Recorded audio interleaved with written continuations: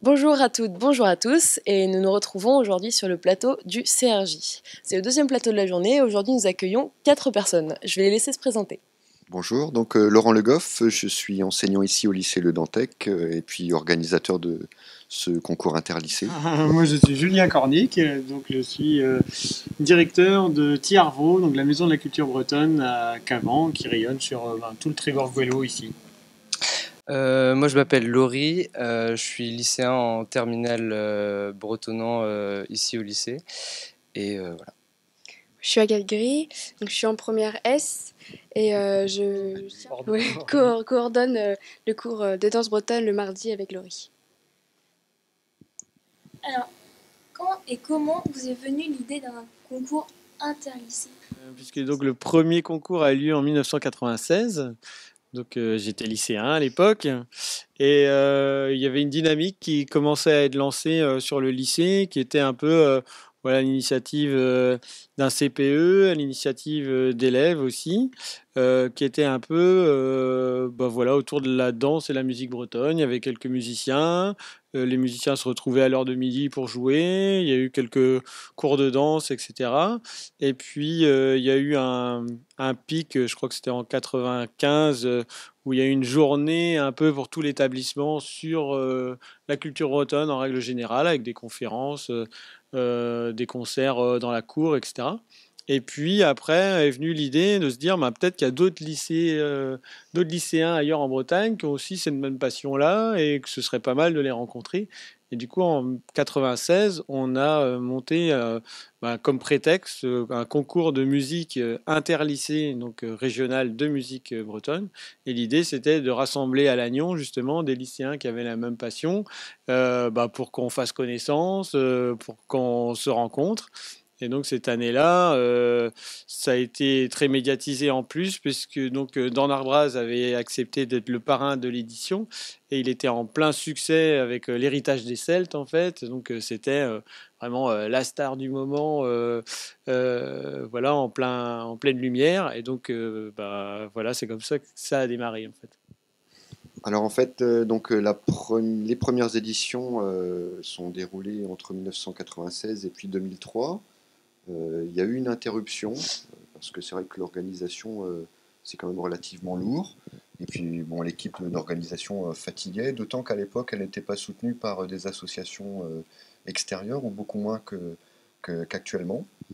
Et puis, avec quelques collègues, et puis avec l'aide d'associations partenaires, on a relancé ce concours en 2009-2010, jusqu'à aujourd'hui, sans interruption, sans grande difficulté, parce que il y avait de l'envie dans l'établissement. C'est vraiment maintenant propre, enfin c'est vraiment intégré à l'identité de ce lycée.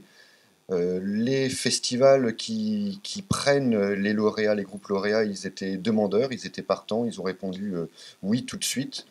Et puis on avait ces associations partenaires, la Maison de la Culture Bretonne à Cavan, Gweluw Breizh, qui est la fédération qui coordonne les grands festivals bretons, qui nous ont très très vite aidés, de même que la région Bretagne qui nous a soutenus très vite aussi financièrement. Quel est l'objectif premier de ce concours et qu'est-ce qui en découle au fil des années ? Alors l'objectif premier, concrètement, c'est de faire monter des groupes de musique bretonne, des groupes de jeunes, parce que c'est vrai que si le fesnon, si la musique trad, c'est une musique intergénérationnelle, il faut entretenir cette mixité des générations, et que les jeunes ne vont au fesnon que s'il y a des groupes de jeunes dans lesquels ils peuvent se retrouver finalement, hein, qui sont sur scène. Donc les groupes de jeunes, les groupes de musique de jeunes vont attirer les jeunes danseurs. Donc ça, c'est vraiment le but premier. Après, il y a plusieurs buts. Ouais. Il y a aussi que... C'est très global. Hein. Donc le concours fait monter des groupes de jeunes, alimente la scène bretonne. Ce qui est important aussi, c'est la dynamique dans le lycée, c'est-à-dire qu'il y a beaucoup en fait qui sont non musiciens, mais qui par la danse, par les copains, par les copines, etc. Participent aussi à cette vitalité-là. Et donc du coup, c'est intéressant parce que par cette activité, ils acquièrent petit à petit les clés de compréhension du territoire, à la fois l'identité, la culture, la langue pour certains, et qui fait que ils vont être en fait des futurs actifs qui seront en harmonie avec le territoire sur lequel ils vont vivre, parce que beaucoup vont peut-être habiter, travailler en Bretagne, et que c'est important. Pour chacun, après qu'on écoute cette musique-là ou pas, d'en être conscient quand même, d'être conscient que ça existe, d'être conscient que habiter en Bretagne, c'est différent que d'habiter en région PACA, en Auvergne ou dans le Nord, qu'il y a des spécificités, etc. Et ces spécificités-là, elles sont applicables à la fois au niveau culturel, mais aussi dans vos différents corps de métier, que ce soit en agriculture, en économie, en médecine, enfin, etc. Donc, cette dynamique-là permet petit à petit d'avoir cette conscience-là, quoi.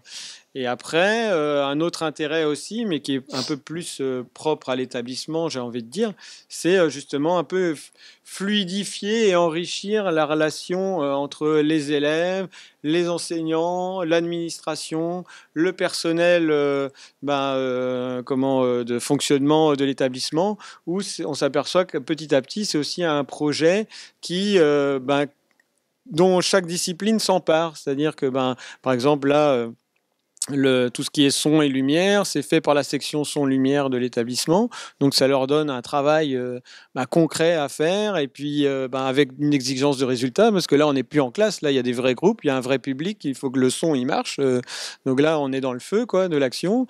On a les sections secrétariat, par exemple, qui aident à faire la publicité du concours, donc du publipostage, envoyé à des adresses, à des endroits, etc. Il y a beaucoup de gens en fait qui interviennent et qui s'emparent finalement de cet événement-là, comme aussi un exercice pratique concret où il faut appliquer ce qu'on apprend aussi en cours, quoi. Et du coup, pour vous les élèves, quel est l'impact que vous ressentez au jour le jour avec le concours interlycée ? C'est vrai qu'on sent qu'il y a vraiment une dynamique très forte dans le lycée, avec les ateliers d'initiation à la danse bretonne tous les mardis, mais aussi grâce à Tiervro maintenant avec le stand d'Isolo, qui veut dire découvrir en breton. Donc c'est un stand de découverte de la culture bretonne. Par exemple, on fait des crêpes, on aide à l'organisation de Fest-Noz. Et ce qui est important aussi pour nous, c'est de préparer la relève et de faire en sorte que ça suive, quoi. Par exemple, moi je suis en terminale et je sais que l'année prochaine je ne serai plus là. Et c'est assez intéressant qu'il y ait des gens qui prennent la relève, comme Agathe par exemple. Je sais pas si...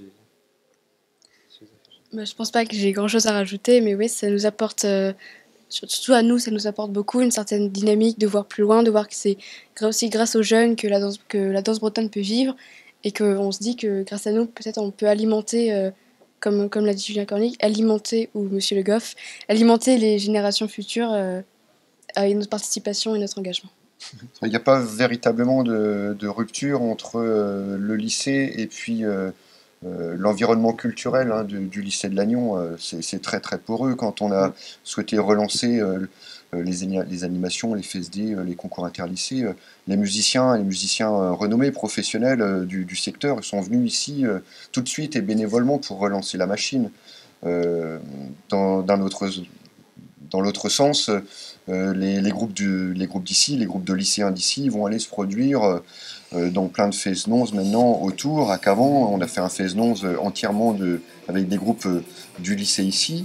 Et puis d'autres groupes sont déjà un petit peu repérés et vont jouer ici ou là. Voilà, il n'y a plus véritablement de rupture, de cassure entre l'établissement et puis l'environnement culturel.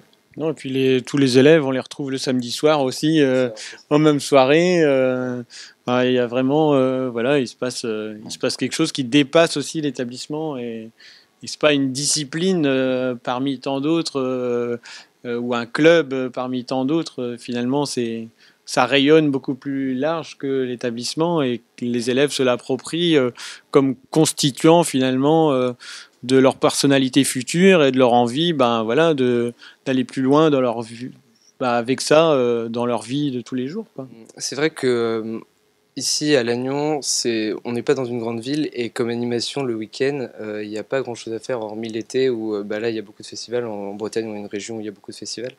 Moi personnellement, qui aime bien faire la fête, ça me permet de faire la fête tous les week-ends en Fest-Noz et de s'amuser, pas forcément. Voilà.